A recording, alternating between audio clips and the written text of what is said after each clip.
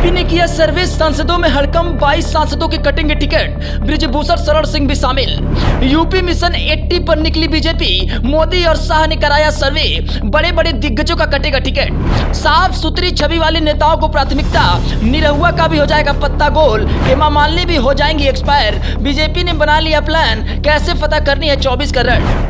BJP ने किया ऐसा सर्वे, विपक्ष को चौंकाया, उम्र सीमा, क्षेत्र में परफॉर्मेंस, साफ छवि का रखा ख्याल, बीजेपी में एक्सपायर हो गए नेताओं का हो गया बुरा हाल। जी हाँ, लोकसभा चुनाव में बीजेपी ने मिशन 80 का लक्ष्य रखा है। 14 और 19 की तरह इस बार भी बीजेपी को उम्मीद है कि यूपी के सहारे वो दिल्ली की कुर्सी पर तीसरी बार काबिज होगी। इस लक्ष्य को हासिल करने के लिए बीजेपी जोर आजमाइश में जुटी हुई है। बीजेपी लगातार मिशन 80 के लिए अपने सांसदों का इंटरनल सर्वे करा रही है।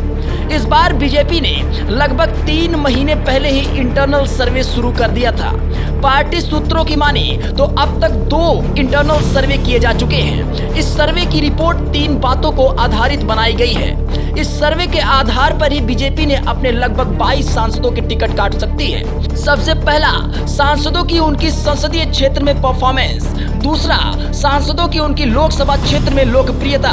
तीसरा, सांसदों की उम्र की सीमा के चलते इन 3 बिंदुओं के सर्वे के आधार पर टिकट काटे जा सकते हैं। बरेली से 76 साल के संतोष गंगवार, प्रयागराज से 75 साल की रीता बहुगुणा जोशी, कानपुर में 70 साल के सत्यदेव पचौरी, मथुरा से 76 साल की हेमा मालिनी, गाजियाबाद से 73 साल के बीके सिंह, बहराइच के 70 साल के अजयवर लाल गौड़ और मेरठ से 73 साल के राजेंद्र अग्रवाल। वहीं परफॉर्मेंस और क्षेत्र में कम लोकप्रियता के चलते अकबरपुर से देवेंद्र सिंह भोले, बांदा से आर.के. पटेल, फूलपुर से केसरी देवी पाटिल, कुशीनगर से विजय दुबे, बाराबंकी से उपेंद्र रावत, फर्रुखाबाद से मुकेश राजपूत, हाथरस से राजवीर दिलेर और मछली शहर से बीपी सरोज, भदोही से रमेश चंद्र बिंद, प्रतापगढ़ से संगम लाल गुप्ता, पीलीभीत से वरुण गांधी, कैसरगंज से बृजभूषण शरण सिंह, सुल्तानपुर से मेनका गांधी, हरदोई से जयप्रकाश रावत इन सांसदों के टिकट कट सकते हैं। वहीं आजमगढ़ से दिनेश लाल यादव उर्फ निरहुआ